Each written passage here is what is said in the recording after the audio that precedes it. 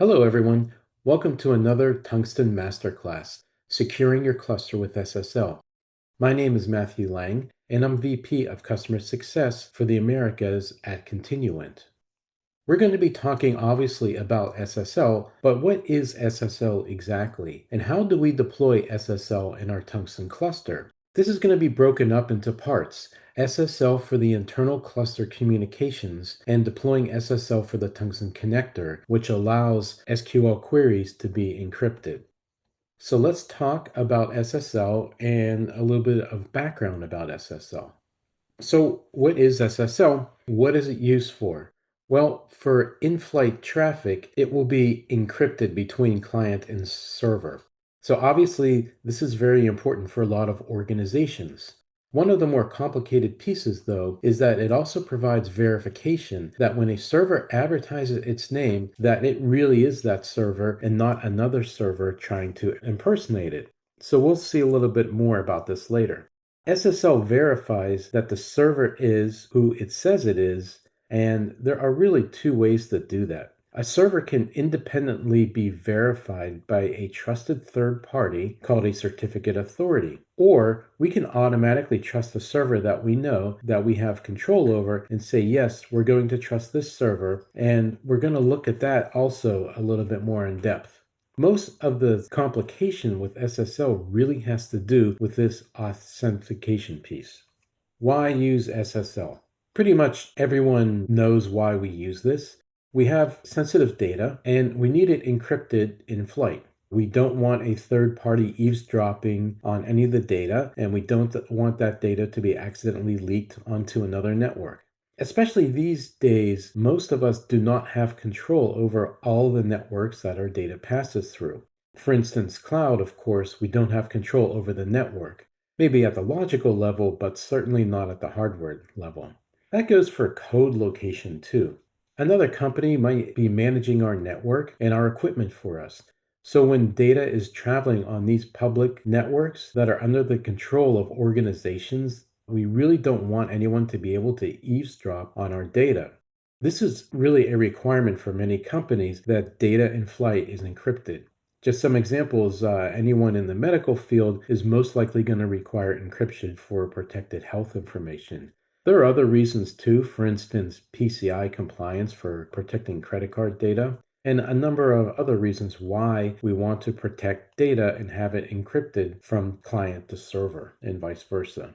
We also want to prevent middleman attacks. We talked about this recently. When we connect to a server, we want a guarantee that we're actually connected to that server and not another server that's impersonating the server we want to connect to or otherwise pretending to be our correct target server. This is really how phishing attacks work as well, and our data can be easily compromised by sending it to the wrong host. It all starts with a key pair, which you're probably familiar with if you've used SSH or any protocol like that. A key pair is obviously a pair of files. The first file is the private key, and that private key belongs on the server. It's never shared. That's why it's called private. As a matter of fact, it's also never world readable as well. It's only readable by the user that it belongs to. It's used to decrypt messages that are encrypted that it receives. This private key is used to sign a key with the certificate authority. So we'll talk about that in a bit when we get to the part about signing keys, but this is what we would send to a certificate authority if we wanted to have them sign our key. Then we have the public key. That's the shared part that is distributed to clients, and clients use this public key to encrypt our data. They'll encrypt our data, send it to the server who will use the private key to decrypt it. So when you have two of these together, the key pair contains all the cryptographic information to allow encryption between a client and a server. When there's additional information that's added to the key pair, like the server's name, the organization, and the location, it's now called a certificate. And we can take this key pair and if we want, send it to a third party that is trusted, and it will verify that we have control of the server we're asking it to sign for. And it will return for us a signed certificate. So that's sometimes called a CA certificate. How does a conversation look when we want to communicate? We have our application on the left communicating to our server on the right. And this is how the conversation happens. We want to connect to node1.mydevsite.com. Well, our server answers, that's me, I'm node1.mydevsite.com, and I have a signature. I'm going to send it to you. So now our application wants to verify, is this really node1.mydev.com? So it goes through a verification process. It goes to a trusted certificate authority and sends the signature and asks, does this belong to node1.mydevsite.com? It gets the answer back, and the answer is yes, it's fine. Yes, the certificate authority has verified that this is node1.mydevsite.com. So now there's trust involved and they can exchange data. How about when we use a self-signed certificate? A self-signed certificate means we're doing all of this in-house. We create the key pair and we're going to tell our clients to trust our servers because our server is under our control. Our clients are under our control and we don't need a third party to verify that. So this is often used in dev environments, and it's a similar kind of conversation. We want to connect to node1.mydevsite.com. We get an answer back, we get the signature. Again, our application needs to check and see if this is a trusted server. And what they have is usually a file or maybe a key ring that stores all of these signatures that we're supposed to trust. So it goes and makes that query to its trusted host, or what might be called a trust store locally, and sees that signature there. Someone had added it in there before, and it says, okay, well, you're in my list, so now we can exchange data. So that's how a self-signed certificate works. Let's take a look at one more example. We've tried to configure everything properly, but we have a mismatch. Again, we want to connect, same thing, we get the signature. We go and check in our list, is this a trusted host? We query our trusted host file, and now we do one more piece of extra work. And it says, well, the signature looks good, but when I do a reverse DNS on you, it says you're a different node. This node is node1.mydatasteel.com. In this case, I'm not going to send any data to you because I can't verify that you're really who you say you are. This is why when configuring SSL, DNS or hostname resolution is extremely important. Otherwise, our hosts are not going to be able to communicate. What are some challenges with SSL? The first one is supported ciphers or encryption algorithm. There are a whole bunch of ciphers out there. Every year they get stronger and new ones are constantly being developed. Old ones are being depreciated because they've been cracked, and it's important to stay up to date on all your nodes with the latest supported ciphers.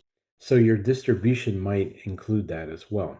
Your version of Java might include that, but if your client and server don't support the same ciphers, obviously there are going to be problems. And then there are the protocols. We talked about earlier versions like SSL, now we're using TLS. And there are really several enumerations and protocols out there. So again, we need to stay up to date on all the protocols and make sure that we have our systems updated. And we talked about DNS mismatches. When we have a host configured as one name, but for instance, etc host is something else, or when we're using an alias, or we may have DNS entries that are incorrect or don't resolve. The forward and reverse lookup entries may not work.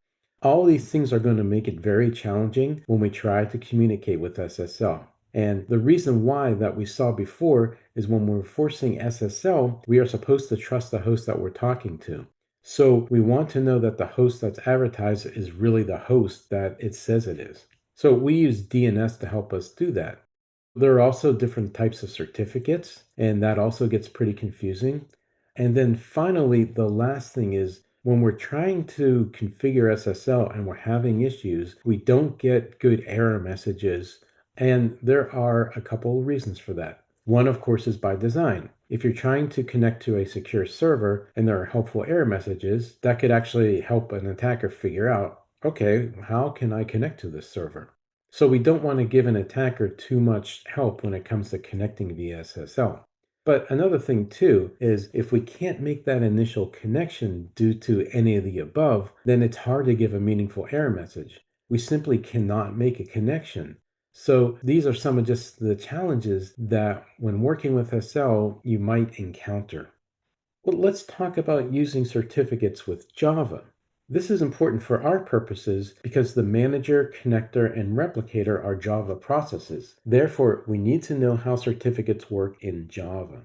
In Java, we have two repositories, the keystore and the truststore. The keystore is really where you store, at a minimum, your private keys. You could store an entire key pair as well, but at a minimum, your private keys need to go into the keystore. The truststore is our public keys or our trusted sites.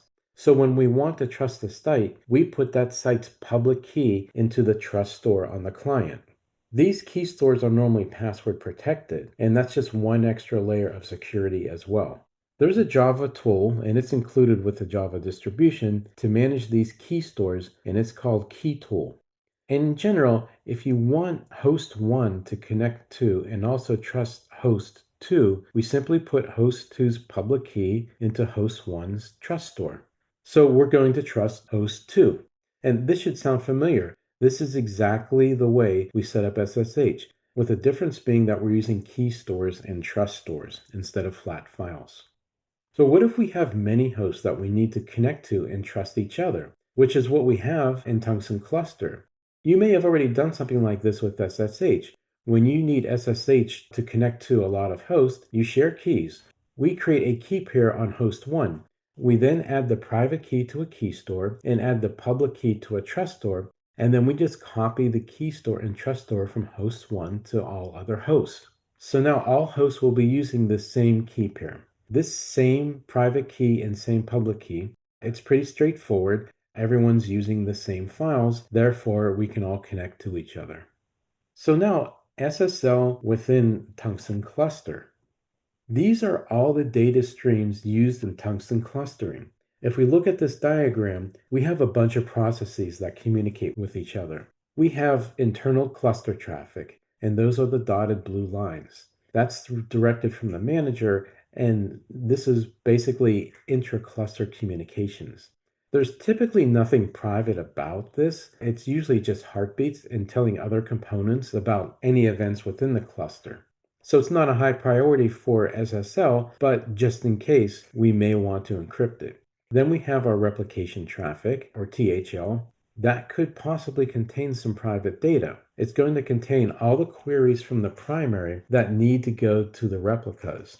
All of that internal cluster traffic and replication falls under our Tungsten Cluster SSL. Now, when we look at SQL queries, say from an app server to the connector, and then following the connector to the backend database, that's going to be a separate encryption step because that encryption is targeting our MySQL database server. So we're going to be using encryption or SSL for SQL queries. That's going to be handled separately. So for now, let's look at the top two things, the manager and the replicator layers. And this is going to be security for the actual Tungsten services. We have an easy way to do this. That is, beginning in version 5, adding an option. It's called disable security controls equals false. That's going to do everything that we need to set up SSL for cluster communications. That'll enable SSL for manager, replicator, as well as connector to manager communications. Really, everything except the application to the backend MySQL database would be set up. And we'll talk about the application to the database through the connector in a bit. But all the other inter-cluster communications will be handled with this setting. This will generate a key pair, and then it will create the keystore and truststore in op continuant share. It also creates a hash file called passwords.store, and that contains the password for the keystore and truststore. When you're using staging method, which is pretty much depreciated, you would obviously run the install once and it pushes all the components, keystores, trust stores to all other nodes. It makes it pretty easy to implement SSL. However, most of us are using the ini method where we're actually using ini files and configuring Tungsten Cluster on each host. There are some additional steps that we'll need to do to get SSL up and running. When you run the ini method and you do tools tpm install, the installation script runs for that host only. And it does that on each host, and it's going to create a different key pair each time it's run. So therefore, the keystore and truststores are going to be different on all of the nodes, and they will not be able to communicate with each other. That's because all the private keys, public keys are different because the install is running at different times on different hosts. What we do is, in addition to disable security controls equals false, we're going to add another line, and this is start and report equals false. All that does is it says when you're done installing, don't try to start the cluster services. We know that they're not going to run. When the install has finished on all servers, we pick a node. It doesn't matter which node, but we just pick a node and we say, these are the key stores and trust stores that we're going to use for the entire cluster. And we copy all of that, those key stores and trust stores passwords.store to each other node in op_continuous share. We can use the tpm copy utility to copy the needed files from one host to all the other hosts in the cluster. When you use it as shown, it will detect all the hosts in the cluster and copy the files to all the other cluster hosts. You can also do this manually as shown with the scp commands. So in this example, we're taking the keystore and truststore from db1 and we're copying it to nodes db2, db3, db4, db5, and db6. Finally, when all of that is in place and the permissions are set correctly on those files, we can then start the services with start all. That will bring up the services and we should have at this point SSL enabled. So that's it for an install. So what if we want to update an existing configuration? We want to run tpm update. If we just add this line, disable security controls equals false, it's not really going to do anything. The reason why is that the certificate creation and the key pair creation only happens at install time. When we do an update, what we need to do is we need to add a couple of extra options. These options basically say that we need to create the key pairs, keystore and truststore. So with these options, we're now going to create the key pair and certificates. And if we're using the ini method, we need to copy the files like we did in the previous section. And at this point, we'll have to restart all services. Because we're restarting services, this could take the cluster offline for a moment. So if you want to add SSL to your existing configuration, it's best to do this in a maintenance window. How do we verify that SSL is running? Within cctrl, we will see a couple of things that are different now. The first thing is that when we start cctrl, we'll see a line that says encryption equals true. That's telling us that, again, encryption, which is one half of SSL, is enabled, and authentication, which is the other half of SSL, equals true. So we're getting authentication as well. And then also, if we look at each data source, we should see a little SSL in brackets next to each data source. And then more specifically, if we look at the replicator using trepctl status, we will see THLS in the URL. Normally, it's just THL in the URL, but when we're using secure, like our SSL, it's THLS. So we'll also actually see how we can verify that we're really using SSL by using tcpdump. But first, let's have a look at SSL for the connector. How do we configure this? Well, the first thing we have to do is make sure that MySQL is set up for an SSL connection, because without that, we're not going to be able to enable SSL at the cluster level or the connector level. If you're using a later version of SSL like MySQL 5.7, it typically comes with SSL already set up. And what that means is that the certificates are already created for you. That's pretty handy. If they're not created for you, and again, you're using a later version of MySQL like MySQL 5.7, you can run this script. You probably have to do it as root or maybe as a MySQL user. But it's MySQL SSL RSA setup. And that should give you the certificates that you need. Also, you may have to go into my.cnf and put SSL equals true, enable SSL equals true. Like I said, most of the modern distributions these days are doing this by default. And it's really probably just happening right out of the box. Another thing we have to do though is we need to make sure that their certificates are going to be the same for each MySQL server. Again, we'll pick a host and just copy the certs from one host to the other host. Once we do that, restart MySQL if we need to. And when we do that, we connect to MySQL, and we should really do this through TCP. And now we can supply the certificate to use with --SSL-CA, and then the name of the certificate, which is by default ca.pen. And then you'll see like this variable with MySQL or whatever your data directory is. So when we do this and type status into MySQL, we can see if we're using SSL. It tells us cipher that's in use, and if SSL is not enabled, it'll just say none. This is a very important step. Without MySQL supporting SSL, we're not going to be able to make connections to MySQL with SSL. It needs to be enabled beforehand. So let's look at the easy case first. What if we're using the connector, we want to use SSL, and the connector is in bridge mode? Well, you probably remember that in bridge mode, the connector is simply a dumb router. It doesn't interpret the SQL. It doesn't do any SQL inspection. It just routes traffic to the appropriate backend MySQL server. So if you have SSL set up on your app with the correct certificate and SSL enabled in MySQL, there's nothing more that you need to do. You're connecting from the app directly to MySQL through the connector. You've got SSL enabled, you're done. All your traffic is encrypted and there's nothing else you need to do. That's it. Now let's look at SSL when using the connector in proxy mode. This is where it gets a little bit more interesting. When we talk about proxy mode with the connector, the app connects to the connector and the app terminates the connection at the connector, right? It doesn't drop it, but the connection is terminated at the connector.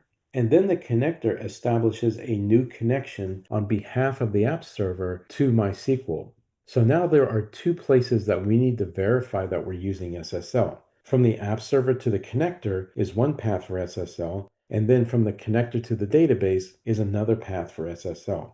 We need to make sure that we're getting both encrypted. Now, if your connector is installed on your app server, there's really no need for the app server to connect via SSL to the connector because you're not going over a network. You're simply staying on the same host. So you only need SSL from the connector to MySQL. That makes the job a little easier. But if your connector is installed anywhere else, let's say on its own dedicated host, or even on the database servers, you're going to need to set up SSL for both the app server to the connector and the connector to MySQL. So let's look at the first part, to configure SSL from the connector to MySQL. Again, we want to make sure that MySQL databases are using the same certificates, and we want to make sure that the permissions are correct. These certificates are going to be needed by the MySQL server. Therefore, they should be owned by MySQL. What we would do is we would copy these certificates to some working area. And then what we're going to do is combine the key pair, which is then stored in one file for a public key, and we're going to store it in what's called a PKCS12 format. That combines the key pair into a single file, and there's the command to do it. And by the way, this is all in our docs. I'm just adding a little bit of explanation to it so you can understand what the reason is for each step and what's actually going on. Anyway, once we have that in a single file, we can now create the key store for the connector. We're going to call it Tungsten Connector's keystore.jks, and we're importing that key pair into this key store. It's also using a password called secret. Also, we're going to import the CA certificate, the signed certificate from MySQL, into this key store. Just pay attention to these aliases because they really need to be defined as they are defined here. We don't want to change aliases because the components look for certain aliases for certain certificates. Then for ca.pam, that's generated by MySQL, and we're going to take the signed CA certificate and put it into the trust store. So again, we're using ca.pem. This time we're creating a trust store called Tungsten Connector Trust Store. It has the password secret here. And again, we don't want to change the alias. So once we've created the appropriate key store and trust store using their certificates for MySQL, now we have to give the correct options to Tungsten. So we open up tungsten.ini and put these options in to tell the connector where the key store and trust stores are. First, we have to say connector SSL equals true to enable SSL. We supply our password for the key store, the password for the trust store, and then the full path of the trust store and the full path of the key store. One thing to note is that the keystore and truststore you specified will be copied into opt continuant share. So this brings up a couple of important points. The first point is we do not want to create the keystore and truststore in opt continuant share because that's where we're going to copy it to. And the other thing is to make sure you keep track of where you create your keystore and truststore and supply the full path here so that when you do an install or an update, TPM can find it and actually copy it over to opt continuant share. If you go through this exercise and connect to MySQL through the connector, you can run a utility called Tungsten Connection Status. This is for proxy mode, and you'll see a message similar to this. What you'll see is SSL in equals false, SSL out equals true. This is correct. This means SSL from the client to the connector, well, there is no SSL. And that's because we haven't configured that portion of SSL yet. However, since SSL out equals true, that means the connector to the database is in fact using SSL. If your connectors are installed on your app servers, then this is perfect. This is exactly what you want, and you're done and you have SSL configured. If your connectors are not installed on your app servers, then there is an additional step you'll need to take because you'll want to have SSL in equals true. Fortunately now, it's pretty easy because we've already done the hard work. So again, if your connectors are installed, say on dedicated servers or even on the database servers, you would want to do this step. We've already added the MySQL certificates into the connector's keystore and truststore. So because it's in the truststore, we can accept SSL connections from the app server if they simply use the certificate that was created in MySQL. All we have to do is use our MySQL certificates, configure our app to use them, and have it point to the connector. For instance, when we use MySQL client, we can add an option --SSL-CA equals and then the full path of the CA certificate with the assigned key pair. And then when we do tungsten connection status, we'll see SSL in now equals true.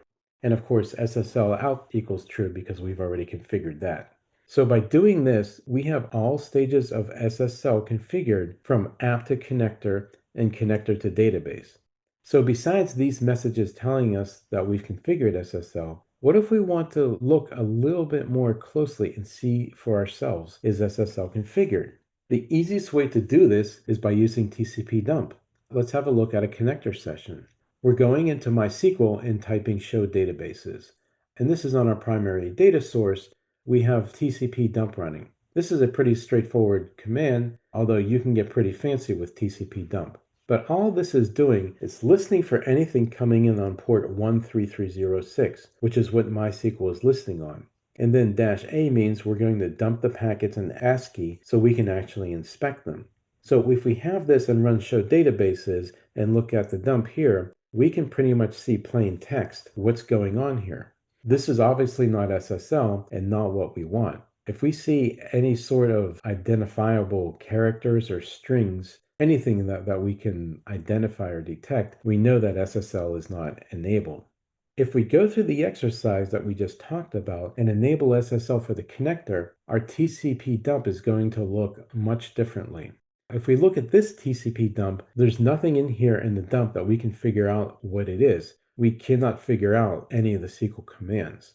So then this is most likely a verification that SSL is in fact configured. And we'd want to do this not just on the connector ports, but on the THL port as well, just to make sure that we have SSL enabled everywhere. Again, TCP dump is a quick and dirty way to see if we most likely have SSL configured. Well, we've talked about enabling SSL in the cluster. There are a lot of other options that we can do with SSL. We won't go into all these options, but let's just look at a few and see what's out there. Later versions of MySQL make SSL much easier because SSL is automatically configured for you. And also, Tungsten Cluster does this as well, and it really was doing this since version 5, but in this latest version, it's been much improved. In particular, the one command disable security controls equals false generates the certificate and actually plugs them into the various config files. So in fact, all the various streams are SSL. However, you can override the certificate creation and create your own certificates. And you can actually say create JGroup certificates and just enable cluster communication SSL. You can enable SSL just for replication. And that could be useful because you may not need SSL for cluster communications because there's really no private data in the cluster communications. So it would be possible to enable SSL just for the replicator. And finally, instead of using self-signed certificates, which a lot of organizations really do, you could actually get a signed certificate from a certificate authority. It's a paid service, but you would have a third-party independent source verifying that you own the server. For all of this, there's a command, and it's fairly new, called tpm cert, which can assist in managing, backing up, and rotating all of your certificates. All of these options are in our documentation, and you should be able now to go through the documentation and understand what each step is and why we're doing it, and really hoping that this makes it a whole lot clearer. So just to summarize, what did we cover today? Well, we learned about SSL and we learned about why we deploy SSL. We want data protection, namely encryption in flight, and we also want server authentication. We want to know that the server that we're connected to is actually that server that says it is and not another server impersonating it. We saw how to deploy SSL with TPM, and we saw how to deploy SSL for the connector and connecting to MySQL using SSL. We also saw some ways to verify SSL encryption, with the easiest one being tcpdump. But also we saw within the cluster itself clues that tell us is SSL in use. I hope this was an enjoyable master class for you. SSL is a pretty intense topic, but we have a lot of documentation to help you get through it. My name is Matthew Lang, VP Customer Success for Americas, and I look forward to meeting you again at the next training session. Goodbye.